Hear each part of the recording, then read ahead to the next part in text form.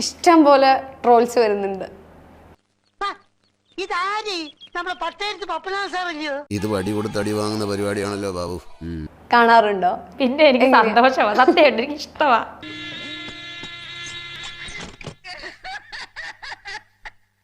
ഞാൻ അടിച്ചു കൊടുക്കും ഇങ്ങനെ രേണു സുധി ട്രോൾ മലയാളം, അപ്പൊ വരൂ പൊന്നോ കൊടുക്കത്താ. പിന്നെ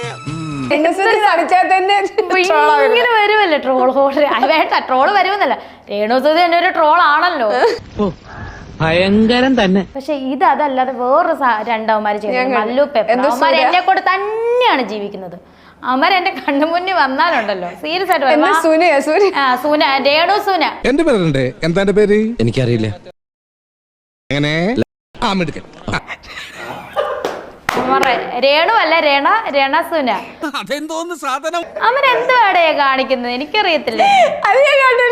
എനിക്ക് അവന്മാരെ കാണുമ്പോൾ ഉള്ള അവന്മാരെ കാണുന്നുണ്ടെങ്കിൽ നിന്റെയൊക്കെ വീഡിയോ കാണുമ്പോൾ ഉള്ള അരിശമില്ലേ? നീ ആരോടാ കളിക്കുന്നത് നിനക്കറിയോ?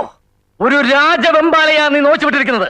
എടാ, നീയൊക്കെ കാണിക്കുന്നതിന്റെ പകുതിയുടെ പകുതി എന്നെ നീയൊക്കെ നേരിട്ടൊന്ന് കാണും ആദ്യം.